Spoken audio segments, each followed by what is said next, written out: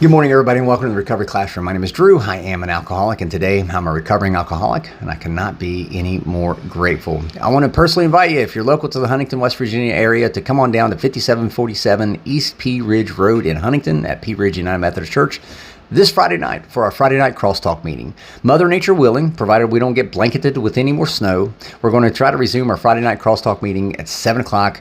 A group of drunks and drug addicts all sitting around and talking shop for the quickest hour in recovery. This Friday night, we'll see you there. I was reading on page 132 of the big book, The Family Afterward, and there's a couple of points on there that Bill writes about that really resonate with me.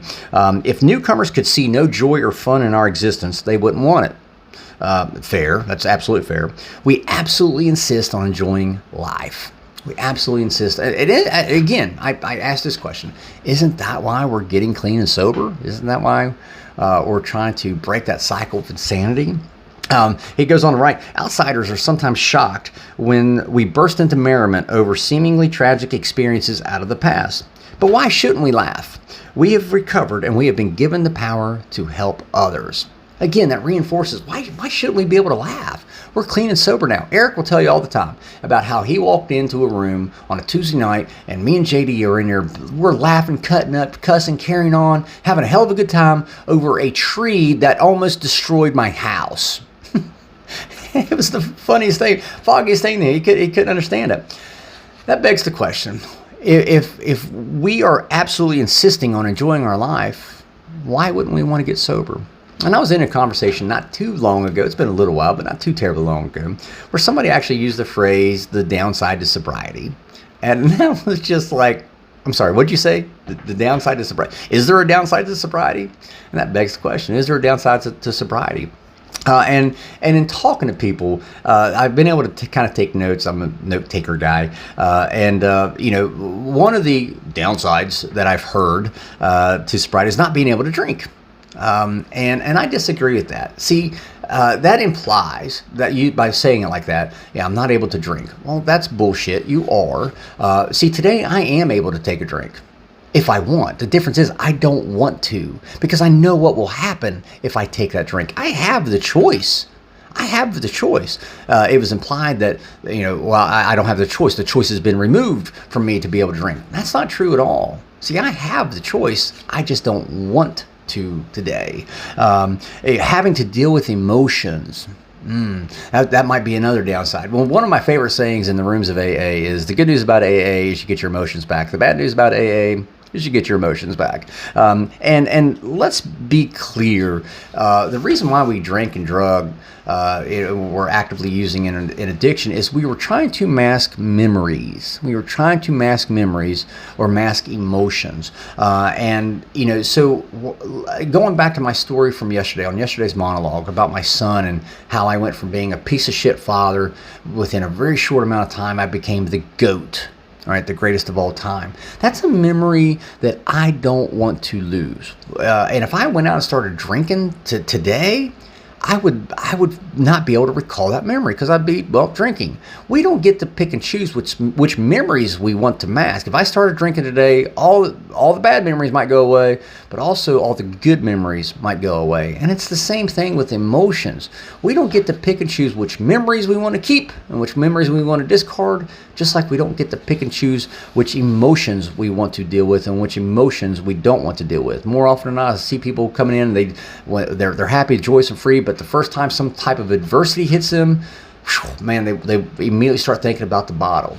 We don't get to pick and choose the emotions. When we signed up, when we started this journey, trudging this path, we accepted the fact that there are going to be emotions that we have to deal with that we may not want to. Fear of withdrawals, maybe that's another downside to sobriety. And I disagree with that too, because there are medical treatments available. I remember my doctor talking to me about medical assisted treatment, MAT. My doctor talked to me about going into treatment facilities and treatment programs. There are programs available to you that will help medically wean you off your drink or drug.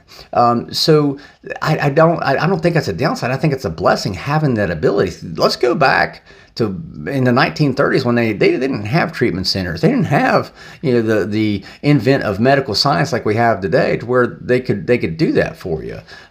So I think, again, consult with your doctor, talk to your doctor about it. But there's a way to help assist with dealing with those withdrawal symptoms.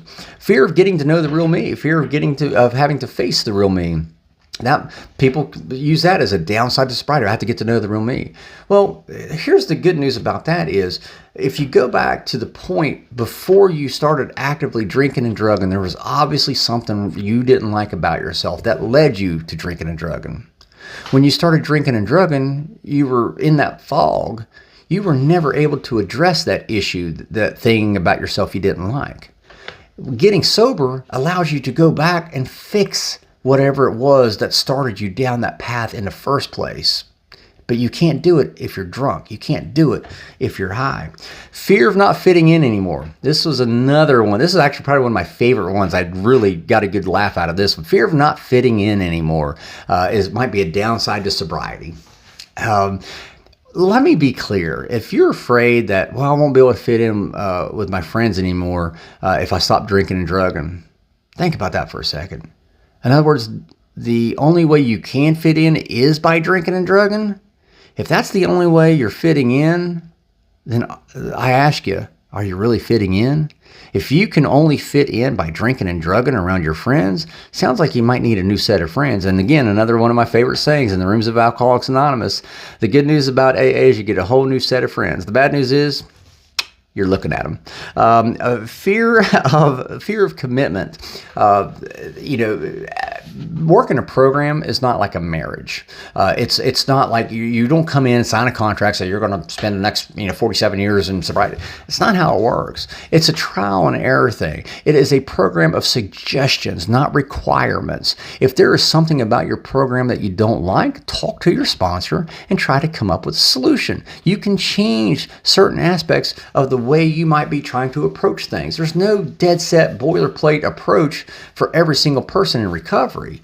And I think people use all of these things I'm talking about this morning to try to talk themselves out of getting into a program, trying to get help at all, trying to get clean and sober. For me, personally, I absolutely insist on enjoying life, and I'm glad I was able to start seeing these things, all these downsides of sobriety for what they really are. There is one, if there is, to me, there is no downside of sobriety, but there is one that I laugh about it. There is one element or aspect. I can no longer use the excuse of, that was back when I was drinking. And it's like, I don't know, I'm going to use this as an example. My shed got destroyed because a tree fell on it, and I haven't fixed it. That happened back when I was drinking. Well, it's been 3.5 years, or something. My wife said, "Hey, did you do this?" Or I don't remember if I did that or not. That was back when I was drinking. It was last week. How could you not remember? You weren't drinking last week. So, truth be told, all jokes aside, is there a downside to sobriety for me? No, there isn't. I've not found one downside to sobriety. Is it tough? Yeah, it's a little tough. But that's what I signed up for. For me, I absolutely insist on enjoying life, and I can't do that if I'm drinking and drugging. And that's the benefit. That's the benefit of working the program of action known as Alcoholics Anonymous. I absolutely insist on enjoying life, and thus far, I've not found a single downside to sobriety. So with that being said, I'll let you guys go. Thank you guys for letting me come in and share 5 to 10 minutes of your day with you. You guys absolutely keep me sober, and I cannot be any more appreciative. If there's a topic you'd like to hear discussed on these morning monologues, feel free to drop it into an email to me, Drew, D-R-E-W, at recoveryclassroom.org. I'll take a look at it and see what we can do. Remember, guys, you can't get drunk if you don't take that first drink.